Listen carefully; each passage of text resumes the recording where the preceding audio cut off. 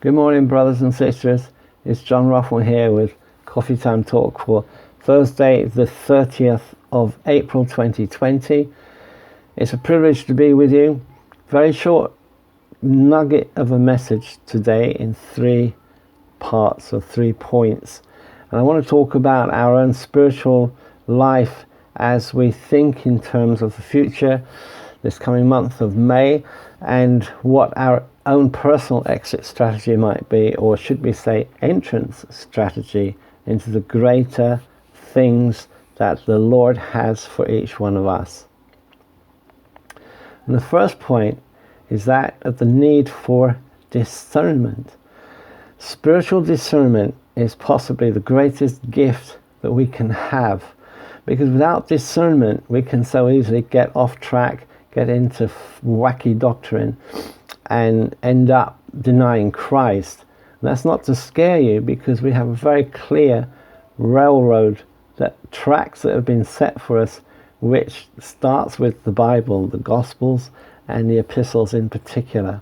There's a growing trend today to ditch the Bible and to make excuses for the awkward passages and say, well, that was then, this is now.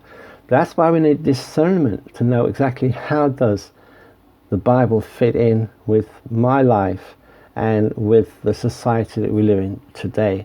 We're always going to be countercultural to an extent, but we need to be the ones who show love, compassion and care in our families and in our community and in our churches. That's why we need discernment. The second thing we need is vision. Vision is so important. The Bible says that without a vision the people perish or cast off restraint. They just do their own thing. We need to be able to have vision, to know what is the Lord specifically telling me and leading me, what seems comfortable in my own heart in these future days ahead. We can just go back to business as usual, but most people see it as a new normal emerging. What would that new normal be like for you and for me individually, personally, our lives, our careers, our families, our churches? So vision, very important, something we can pray about. So we have discernment, vision, and the third interlocking piece to this puzzle is nothing other than obedience. Obedience to Christ, obedience to the Holy Spirit.